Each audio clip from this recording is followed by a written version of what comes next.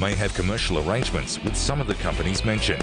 Before making any investment, insurance or financial planning decisions, you should consult a licensed professional who can advise whether your decision is appropriate for you.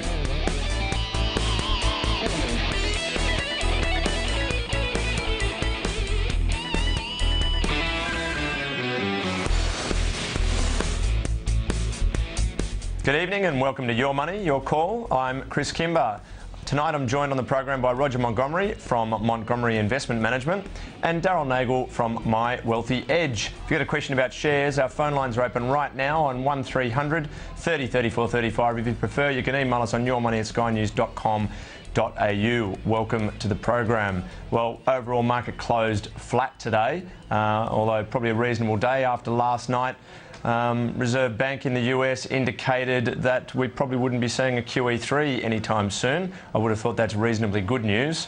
But on the back of today, we saw the Australian dollar drop down to $1.02 as well after our RBA yesterday moved back to an easing bias. So overall, the mood in the world seems to be getting more positive. And less action needs to be taken on the stimulus side. Now, Roger, I think you were, pretty bullish 200 points ago. We were on this program. Since the start of the year, we've been very bullish. Did you go all in? No. Right.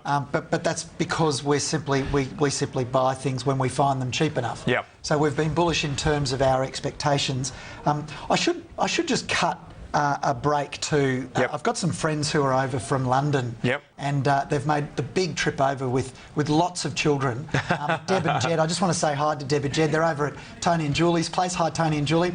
I'll be seeing you after the show for a glass of wine. Look forward to seeing you. So obviously they've run away. They've run away from Europe because nobody wants to invest in Europe still at the moment. Exactly. So, you can advise them on some Aussie stocks. Look, I'm now more confident about the prospects for the market longer term, and we've always said that this year would be the year that you'd want to be fully invested. Yep.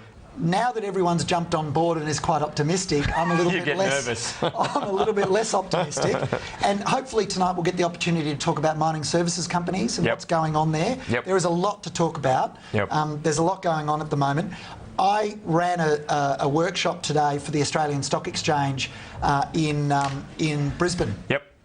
And last night, thanks for flying back. Yeah, no problem. as I was preparing the slides for that presentation, I ran through our scan on scaffold just to see what companies met my criteria. Now, 3 weeks ago, 5 weeks ago, 6 weeks ago, there would have been 15, 20 companies that met the criteria. Today there were 7.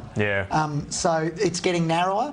So I hear what you're saying. You're becoming more optimistic about the market and it's making higher lows. And I'm a little bit nervous that I can't find as much value as I could earlier. We're more than 50% invested, but we're in the short term a little bit nervous. Longer term, still very positive. All right, fair enough. Thanks for that. We'll go straight to Fred from Sydney. Thanks for waiting on, Fred. How can we help you? Hello, Chris. Hi. Mate, I just wanted to know if is it pretty all right to invest in New Hope?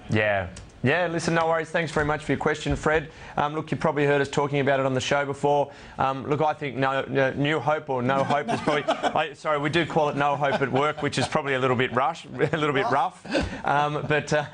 New Hope at $5.20 I think is very, very cheap. Remember, Soul Patts owns 59% of this. They just ran an auction process for the assets through UBS, where they had all the usual bids from Chinese and Indians. Soul Patts is in no rush to sell, so obviously they didn't get the price which they were looking for, which was north of $7.50, I understand. So once they cancelled that process, the stock has fallen back to trade in the low 5s. Very, very good yield. Heaps of franking credits sitting in the stock. So at these sort of prices, I think you can be quite a happy holder. The bidders may come back one day. You may get a special dividend. So reasonably comfortable with it. Not my favourite stock, not in my top 20, but I think it's cheap. We've talked about this one before, and you and Ben were quite bullish about the company, and I was sort of the lone voice in the wilderness saying I think it's really expensive. It generates a mediocre return on equity. So as a going concern, as a passive investor, not speculating about a takeover, I have to say it's expensive. and significantly so. The intrinsic value is estimated to rise by about 20% a year over the next couple of years, which is good, but it's still miles away from the current price. So it's just expensive for me. All right. Be mindful of the fact that both thermal coal and coking coal prices have been coming off. Yes. And there doesn't seem to be any sign of abatement of that weakness in price. Yep. That's going to have an influence on the price short term as well. Absolutely. Good call. All right. We'll go to Peter from Perth. Hi, Peter. How can we help you? Thanks, Chris. Could you please let me have the panel's view on Northern Star Resources? Yeah, listen, Peter, you've rung on the right night. Look, gold stock, one of Roger's that he's been following for a long time. Several other brokers have buys on this with 120, 140, 150 targets. I'm going to ask Roger, I don't know why they raised capital. I think they might have raised some capital, quite a large raising, 20, 25 million bucks at $1, which I think was a bit of a surprise to the market. I think that's why they're trading back below $1 at the moment. I'm not long these ones. I still prefer Silver Lake, SLR, which has had a rest after a capital raising. I like that. That sounds good, doesn't it? A rest. A rest. Having a rest. Yeah, so that's my charting speak as well. Having a little lie down. Having a little lie down before it's about to get back up again. Yeah, exactly. Tell us about North Star first. We've been selling down some of our gold holdings. We haven't been selling out. But we've been reducing as the price has been going up. Now, that is not a function of any prediction of where the gold stock price, the gold shares, their prices are going to go, but they're becoming too heavy in our portfolio because they've rallied very hard. Performed so well. We've talked about Northern Star and Troy. And Silver Lake Resources. That was a stock that I think I brought to your attention. Yep, at 170. Thank you. You're welcome. You owe me lunch. Yes. Another one. And the other thing that we've noticed is with Northern Star, it rallied very hard, obviously, back in February, and it reached our intrinsic value for 2014. Right. So at that point, there's no positive internal rate of return for us. So we're not interested in owning it beyond that level. Did you see the placement? Because I was a bit confused by that. We've been out of it. That was after that, was it? Okay, right, no trouble. Listen, I've got to talk about QBE. Look, had another big rally today. It was up about 4%. We've talked about it on the show many times before. Last year, too many brokers thought it was quite cheap. Finally, they capped it off with the 1075 capital raising, and I think it rallied 7 to 9%, something like that day. Gone from strength to strength. And then we've had, out of the US, they're talking about no QE3, and, rates on they're turning around. Now, QBE is a lot of cash in the States, a big effect on them. What's the effect, Roger? So I've written extensively on my blog about QBE. And I've written specific reports about this company. So since 2007, the intrinsic value of QBE has been in decline. And that's partly because the returns that they've been getting on their investment, on their float, have been declining as interest rates have been declining on US bonds. So they're required to keep investments in bonds in the countries where they're insuring. And that means very low returns on their portfolios. If people like Bill Gross and his peers in bond funds are right, and we're heading for a period of inflation, and we're heading for a period where interest rates go up again, well, that's good for the returns on QBE's portfolios. If you don't want to short US Treasuries, then you can go long QBE. Now, I was on the plane to Brisbane earlier today, and I was listening to an analyst talking about the low likelihood that there's going to be a series of natural disasters to the extent that we saw them in the recent past. Insurance companies are cyclical in their the way they charge premiums. So what happens is the world is flush with cash, and when you're flush with cash, you use that cash for insurance companies, they lower their premiums, and then you get all of these natural disasters that wipes out the companies that lose money, and because their premiums were too low, they get wiped out on the claims, and then the companies that remain lift their premiums. And it's just it's a cycle. It happens over and over again. That's the belief. So if you believe that you're not going to have a wave of natural disasters again, and QBE have pulled out of the markets where the reinsurance costs were too high, Asia, New Zealand, their reinsurance costs are too high for natural disasters. They've pulled out of those markets. I wonder whether they've packed up their ball and gone home a bit too early in those markets. That could mean their profit growth in the future might not be as strong as what previously we'd hoped it would be. Having said that, though, Premiums are going up. They've talked about it now for 6 months, 8 months. They've talked about premiums going up, and it's now trading. It's now rallied, and last time we were on the program, Ben and I talked about liking it. Absolutely. And it's now above its intrinsic value. But you know what? I think there'll be as long as there's no natural disasters, there'll be re-ratings and profit upgrades for this company over the next couple of years. So stay there. I think so. Stay there. We've got Graham on the line. Hi, Graham. How can we help you? Good evening, guys. How are you? Very well, thanks. Very well. I'd like to get the panel's opinion on Mount Gibson Mines, and also very quickly, if Roger talked about intrinsic value and historical intrinsic value, if he could very quickly just give us which one he pays most attention to and basically what's the difference. Yeah, listen, thanks very much. It's a good question. Look, first of all, on Mount Gibson, iron ore stock, we've had it on the show several times before. You know, it's not been one of the iron ore stocks. You know that the ones that I like are Atlas Iron, Fortescue, Rio. You know, I know a couple of those are a bit boring, but they're the ones that we've been long. Mount Gibson looks cheap when I don't know, we'll ask Roger what it looks like on his, but it does look cheap on a lot of valuations. I don't think they've dropped off a lot of people's radar. I think they might be a little bit too high cost. It's still going to stay off my radar. I think there's too many other things to do.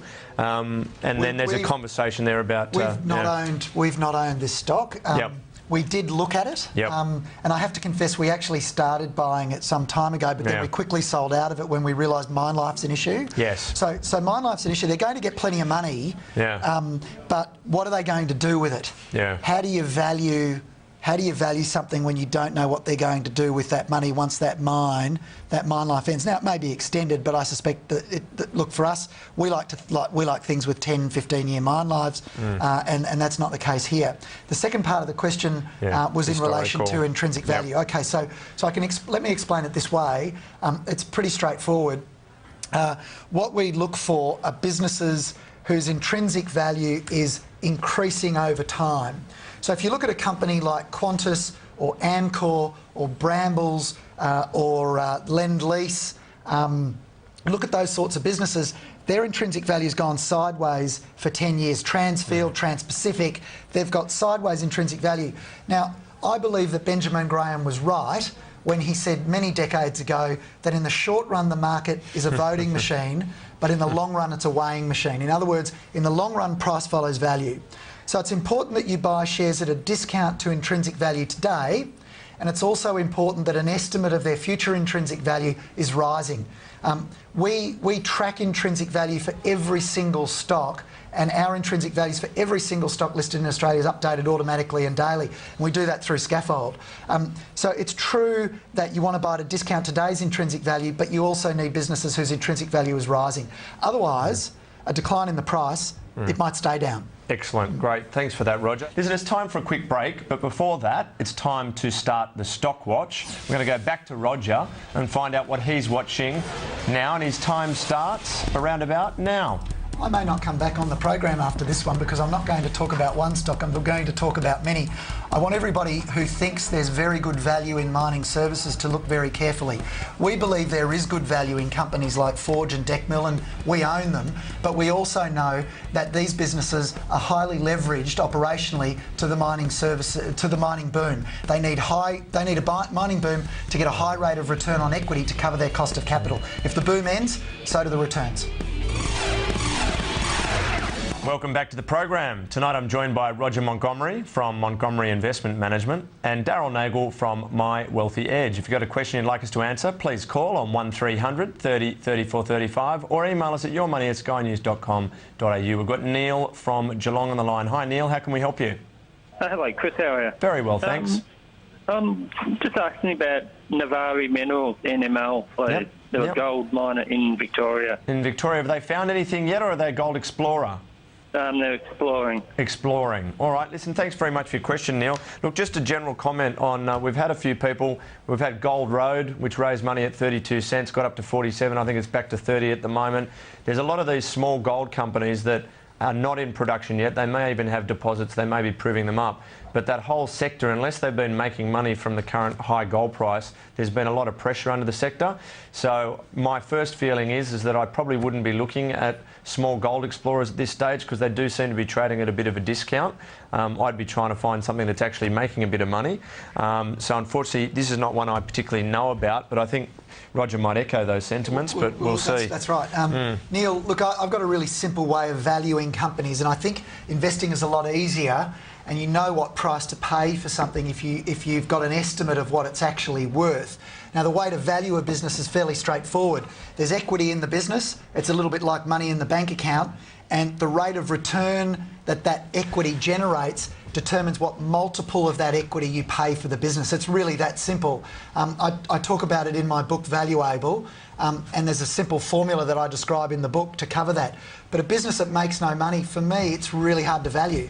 And I accept that some people believe that the stuff in the ground is worth something, but until it comes out and until you make money out of it, I can't put a value on it. I'm sorry I can't help you there, Neil. We will talk about Equinox again later.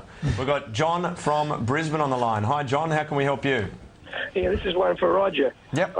I tried this a little while ago, but they got it all caught up. Yeah. The company that I want Roger to look at is a mining services group company, because he was talking about the night. Yep. One that I think has a little bit of strength in it, but I don't know. Anyway, Roger, I joined your... Anyway, doesn't matter. That's the all right. thing is called AZG. A for Apple, Z for Zero, G for Golf. It's called Allmine Group. Yep. I rang the panel here just after Christmas when it was down around 10 cents and said I figured it should be able to double over the next 12 months or so.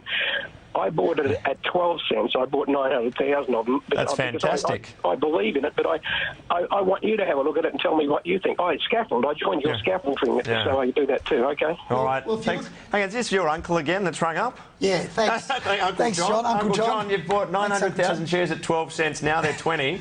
And I would. To be fair, I would disclose if it was my uncle. Yeah, I'm only joking. It isn't. John isn't my uncle. John, we've had 4 mining services analysts see us this week and last week, and I'm seeing another one tomorrow at our office. 5 years ago, there weren't any mining services analysts. And now every broker in Australia has a mining services analyst. That's cause for concern for me, but they've all said that they like Allmine Group. Yeah.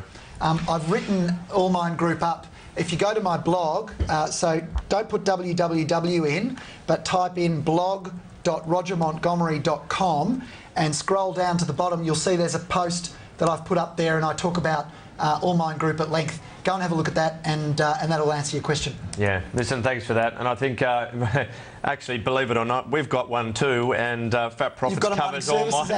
And we do, and we actually cover this stock as well, and we do have a buy on it. So I put on my on my blog, I put up, I wrote a post. Yeah. I wrote a post, I think yesterday or the day before, just about the bullishness in mining services at the moment. Yeah. And I described our portfolio being on a very comfortable train a year ago. Yes. We owned Forge a year ago, and we owned Decmil Group. But I put up a picture of a train in Pakistan, you know, where all the people are clambering all over it? Yeah. That's mining services at the moment. Everybody's there. Yeah, everyone's on it. Fair enough.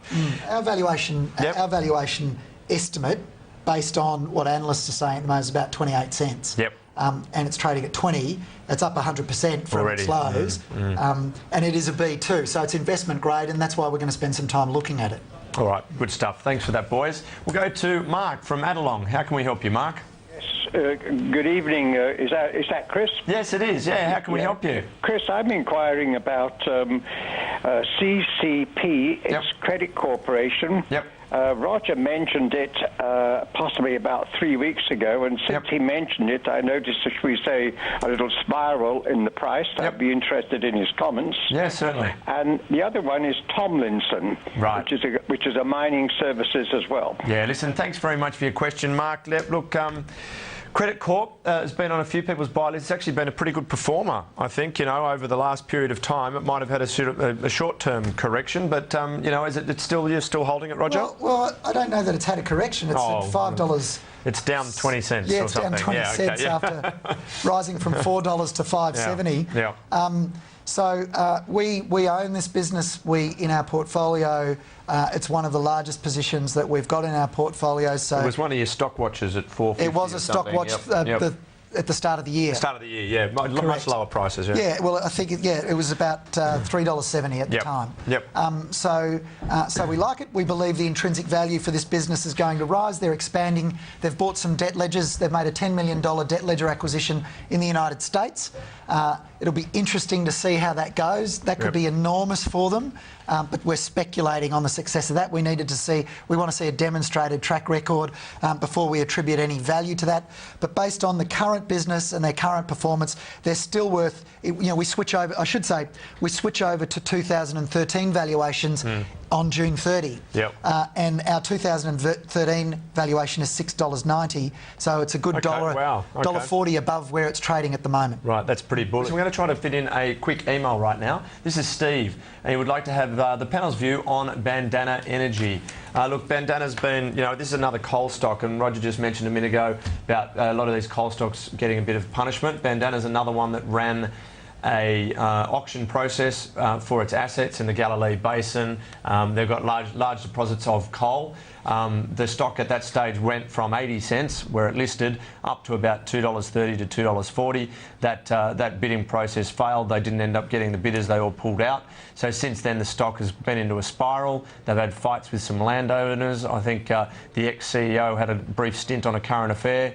Back down under 80 cents. Now, most of the directors are long at 80 cents. Nobody has taken the coal off them. It's still there. They've still got their licences. So I would have to say that, as long as you've got a reasonably high risk profile, they're still several years from making any money or making mine. They're looking actively for a joint venture partner, and there's still at least 4 or 5 brokers out there that have valuations between $1.50 and $2.20. So if you're brave, you could have a small amount in your portfolio with, possible 300% upside, but they haven't done a good job thus far. Well, they haven't made any money. That's right, and they won't for a couple more years at least. Right, so they haven't made any money. They're not planning on making any money for a couple more years. I mean, aren't there easier things to invest in? Yep. Okay, we can leave it at that. The only thing I'd add to the comment, the quite good comments that you made, is there's been some talk. Gina Rinehart's done a deal based on a new valuation metric of assets in the ground. Yes. And can I just say that reminds me of the first internet boom. Yes. Back in 2000, where we started using price to sales ratios and price to clicks and price per views and price to eyeballs and you can always all that make sort of something up. Yeah. You make up these ratios. I can't. It's going to be boring. In 20 years' time, if we're still on the program, mate. Yes, and we're talking about the same thing. Yeah. I suspect people will be very bored with it, but I can't get away from valuing businesses on their earnings. Yeah. This business doesn't make any. It's not planning on making any. Fair enough. We'll go to Grant from Mackay. Thanks for waiting on. Grant, what's your question for us tonight? Yeah, hi, Chris. Hi. A question to Roger. Yep. Matrix, not looking that flash. I bought into it a while ago at about $8. Yep. $3 something today. Yes. What's gone wrong? Yeah, listen, thanks very much for your question, Grant, but I'll just jump in for Roger to start there. He actually sold this stock out of his portfolio quite some time ago at higher prices, and we've had the conversation on the show a few times. It's quite difficult when we talk about a stock and then several months go by and then people that are watching are still holding that stock even though they may be out of the person's portfolio. Matrix has had a few problems. They've had a few postponements of contracts that they said they were going to have. So what's the story now? Yeah. We started talking about the stock on this program at $3. Yep. And it rallied to $9. Yeah. We took shares in the placement at $8.50. Yep. But then we quickly sold out when we reviewed the accounts and discovered that cash flow was deteriorating. What's gone wrong is quite simple. They've got no customers. So what happened was they built the Henderson plant. And they believed, and the market believed, and they told the market that they would be at full capacity with that plant.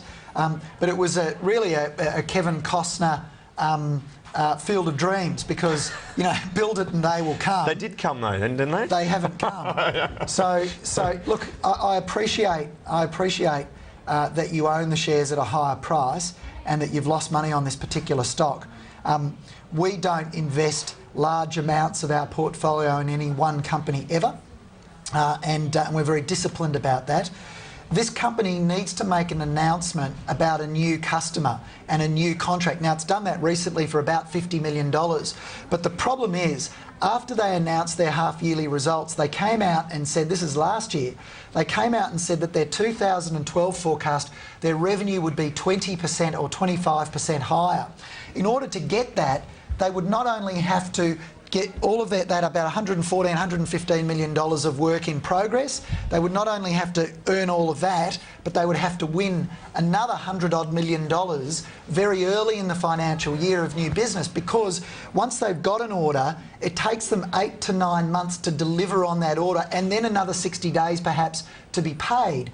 So there was no way that they were going to get $100 million of revenue in if after they announced their full year results in September, there was only 9 months left of the financial year. Yeah, I was just going to jump in. If you were long, you had a client that came to you and he was long at 8 and it's fallen to 3. We don't have clients like that. We're not brokers. If he came to you tomorrow, yes. like, what would you say? Well, would you just cut it now, or would you? If they continue to fail to announce revenue, the price could go down a lot more. Right. If they announce a contract, the price could double. Yeah.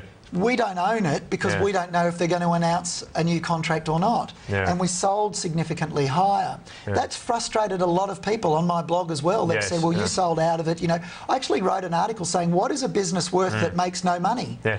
You know, and I mean, I can't make it any clearer than that. I think that's fair enough. Listen, we're going to have to leave it there for a moment and take a short break. We'll be back with more. Welcome back, and thanks for joining us. I'm talking shares with Roger Montgomery from Montgomery Investment Management and Daryl Nagel from My Wealthy Edge. If you'd like to get in on the conversation, please give us a call on 1300 30 34 35 or email us at yourmoney@skynews.com.au. Alec from Melbourne, thanks for waiting on. How can we help you? Okay, Chris, how are you, mate? Very well, thanks. That's good. Just wanted to see what the boys thought of a couple of stocks. The first one's Coffey Industries and the second one is BSA Australia.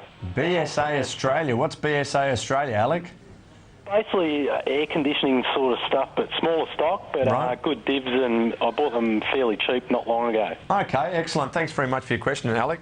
Air conditioning and things like that, I don't think I've got anything in that sort of sector at the moment. This is a business that is withdrawing from New South Wales and Victoria completely. Yep. It's moving into Queensland where there's more activity. It's had deteriorating... I thought we were talking about coffee. Yeah, well, let's start with coffee. That's okay. Start with coffee. Yeah, yeah. So back to coffee. Yep. Sorry, guys. Yeah, no, that's all right. That's okay. So it's had deteriorating quality now since 2009. Its intrinsic value is lower than the current share price. It's not investment grade. I rank companies from A1 down to C5. It's currently a C5. I think there are easier businesses to invest in. All right, no worries. Thanks for that, Roger. We've got an estimate, an intrinsic value estimate based on forecast for 2013 of 22 cents. Well, gee, there you go. Okay, that's great. Thank you very much for that, boys. Hope that helped a bit, Alec. We'll go to Christine from Canberra. Hi, Christine. What's your question for us tonight? Oh, good evening, Chris. Hi. I'd like the panel's opinion on Data 3, please, DTL. I know Roger used to like it. I'm wondering if he still thinks it's a company worth investing in. Yeah, Christine, thank you very much for your question. You know, Data 3, you know, it's been a great stock before. I must admit, I don't think we've talked about it on the show for a while. What's happening there? Look, investors are understandably disappointed because the share price since February last year has gone from $1.59 down to about $1.10, but we've got to remember that since 2003 it's gone from 9 cents, 11 cents. That had a reconstruction, was it? Correct. Right.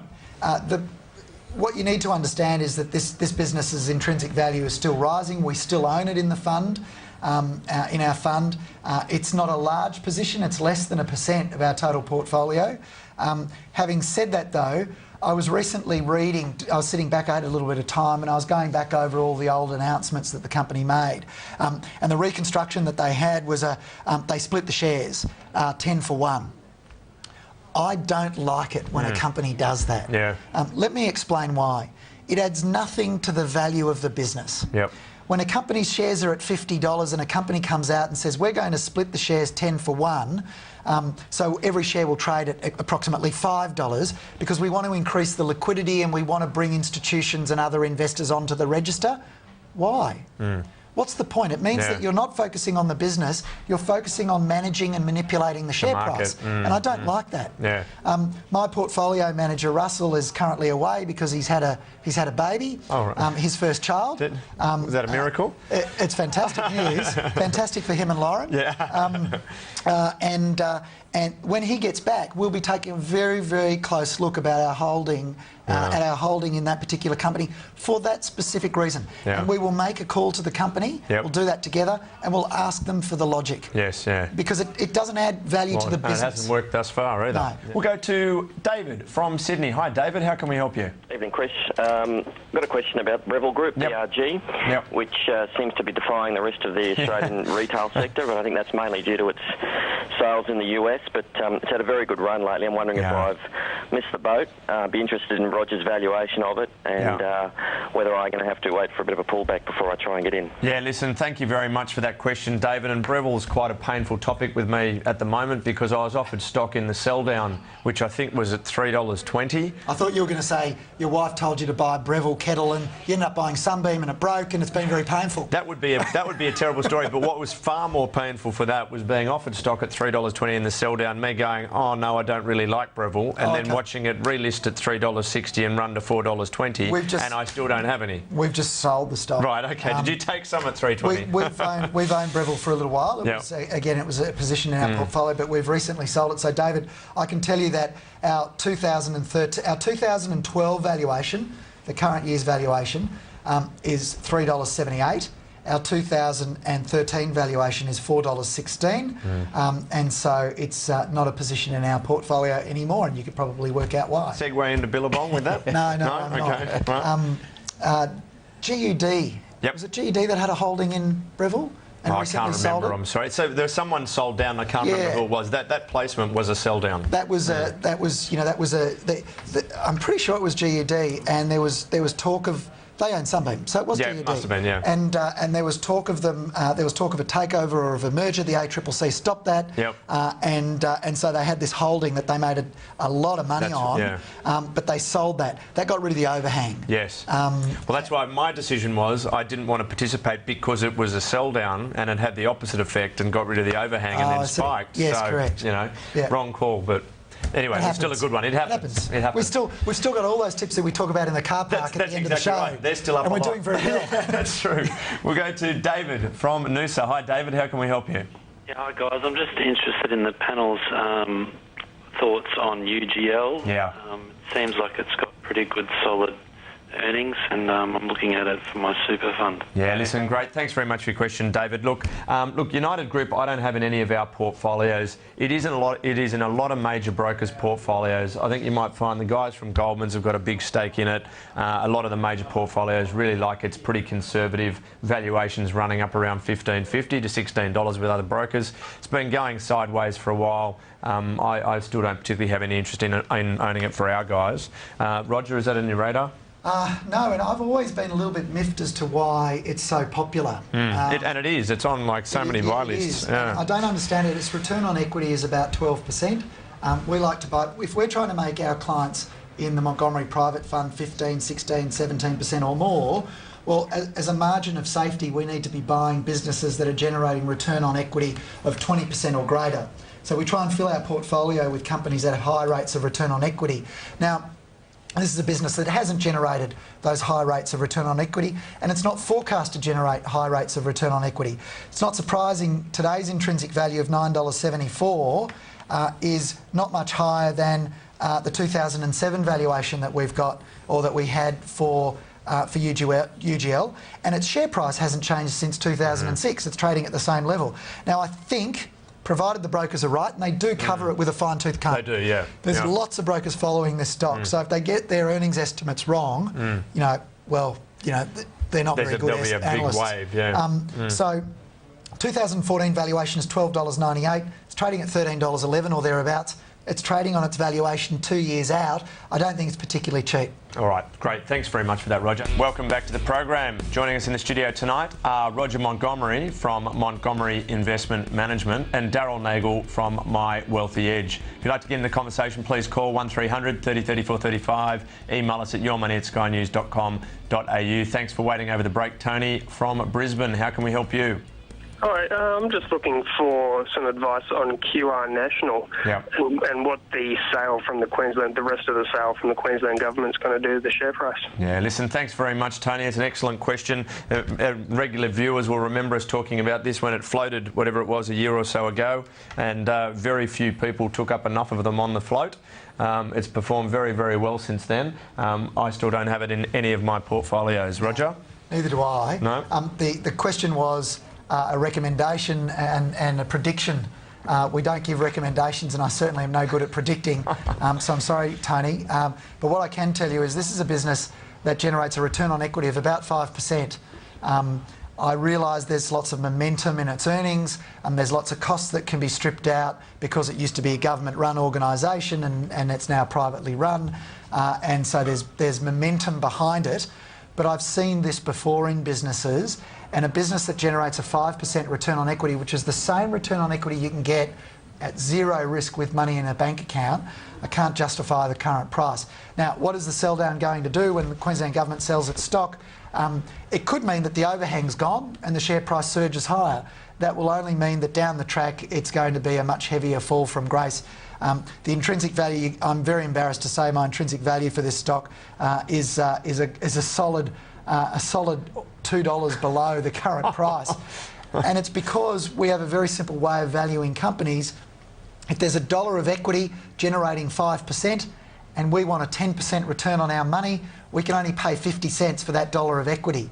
And this is a business that's generating a 5% return on equity. So if I want any return greater than 5%, I've got to buy it at a discount to its equity. It's trading at a multiple of its equity. It's too expensive for me. Go to David from Port Lincoln. Hi, David. What's your question for us tonight? Hi, I'd like the panel's thoughts on Seymour Whyte, please. Seymour Whyte, SWL. Thank you very much for your question. Once again, not one of mine. What a high quality program this is, because we've got such high quality people calling in tonight. There you go. That's great. Seymour Whyte's a business we own in our portfolio. Oh, there you go. The sell-off that you can see at the end there is because the CEO resigned for health reasons. Yep. The problem that institutional investors like myself have now, we like the business, it's got great earnings momentum behind it. Intrinsic value currently is $2.28, rising to $3.22 and then $3.83 if it hits its targets over the next couple of years. That's why we own it in the Montgomery Private Fund. The problem, coming back to the problem for institutional investors, is the guy that was being groomed to take over the role as CEO of the company is probably 2 years away from being qualified for that role. Previously, the company had said he was 5 years away from being qualified for that particular role. For health reasons, the current CEO has resigned. An external company, a recruitment company, has been hired to find a replacement to take the role while the second in charge is being groomed for the position. And there's some uncertainty, obviously, about that. When we buy businesses, we like to buy businesses that anyone can run. This will be a test for that strategy, to see whether or not the CEO was actually the rower, rowing the boat, was determining how fast it actually went. Because this business, 50% of their contracts are based on tenders, 50% of their contracts are based on relationships. Right. And so that's something that's pretty important. All right, thanks. So we're going to keep an eye on it. All right, thanks for that, Roger. We're going to go to Chris from Melbourne. Hi, Chris, what's your question for us tonight? Oh, g'day. Thanks for taking my call. Just calling in regards to TPT, Pangaea's Petroleum, and just been, one of those stocks where a lot of friends are saying, get on board, it's going to go, and everyone's heard that one. And where are they drilling, Chris? I believe they're drilling off north coast of Australia. Right. And all their... they're called Tangiers, I'm not sure, Sorry, Chris, keep going. Chris, sorry to interrupt. This is a business that makes no money. at the moment. So what are your mates telling you? You tell us what you know. Well, it's a bit. It sounds like the fairy tale sort of story. They're about to sign joint ventures, and they've got the works in the ground and this and that. You know, I was sold the hype story, and I spent a little bit of time in there, and sort of got in there and made a little bit and got out. I just felt like I was standing on very thin ice, so I jumped out, and I'm just sitting on the sidelines now in the green, but just wondering whether at all I should get back in on the speculation of the stock, or you know, whether you guys had heard anything about it, or whether you thought it was just a true specky, or you know, I don't know. Chris, what's your call? Chris, all I can tell you is I can only speak for Chris Kimber and myself. we would have, you know, 100 lunches a year where people give us tips like this. Some of them come off and some of them don't. I haven't heard anything. This company's never been mentioned to me before. I'm more than happy for your mates to call me and tell me what they know, or for you to share with us. But I don't know anything about it, and it's not making any money, so I've got a valuation of 0 on it, mate. Yeah, and listen, the one thing I will say, Chris, with all of these things, and you know, the energy sectors, you know, can be very exciting. We've talked about Horizon. HZN is up 50%. HZM is up 50% since we started talking about 20 to 32 cents. They're drilling in Papua New Guinea. It's a very good little story you can have a look at. We've talked about a whole heap of shale gas stocks over the last 6 months that are still worth having a look at. TPT, 2 things. Make sure that they've got some money, got some cash in the bank. Yeah, watch the cash burn. That's exactly right. So they've got something that they can use to drill these wells that are coming up. They may need a joint venture partner to pay for the wells coming up. So that's the first thing. And then make sure they've got drilling rigs and contracts with drilling rigs, so then they're able to go out and actually drill those wells. And remember that most of the wells they drill have got about a 10% chance of success. So if you think about all of those things and you're prepared for the risk, then you can always have a go. But there's a good reason that Roger has a valuation of 0 on a lot of these things. We'll go to Sam from Melbourne. Hi, Sam. How can we help you tonight? Hi, guys. I own 2 stocks that I'd like an opinion on. Yep, certainly. Which ones are they? The first one is KGL, Canfor Gold. They have some sold Australian assets with a potential windfall in Kyrgyzstan called Andash Mines. Yep. They're waiting a government approval, which hopefully should come within a few weeks. Just wondering what your thoughts are. Great. Well, there you go. The key word there. Yeah. Hopefully. Thanks, Sam. Yeah. Hopefully. Yep. It's coming in a few weeks. Yes. Yep. Now, if that's a technique for an investment strategy, I don't think it's a very good one. Yes. That's not investing, that's speculating. Yep. It sounds like Sam knows more about the company than either of us. Yeah. Look, my intrinsic value for this company is 0 again. Yeah. So I'm sorry, Sam. I just can't. I'm an investor. Yeah. Not punting on an announcement. Yeah, I'm not punting on an announcement, exactly. I should just add, there are forecasts for this company. I've just had a look. Yep. So the forecast is, Sam, and this is what, you know, this would change the comments that I made earlier if this actually materialises. They've made no money in the past. They're forecast to make 17 cents a share. 17 cents a share in 2013 and 70 cents a share in 2014. Oh, okay. And the company's trading at it's trading at $1.33. Yeah. So obviously, it's trading at 2 times earnings if the 2014 earnings are actually met. You know, Sam's more qualified than I am to work out if that's going to happen. Yeah. All right, fair enough. I think that's pretty good advice from both you guys tonight. Thanks very much. But look, that's all we've got time for today. So thank you so much to our guest, Roger Montgomery from Montgomery Investment Management.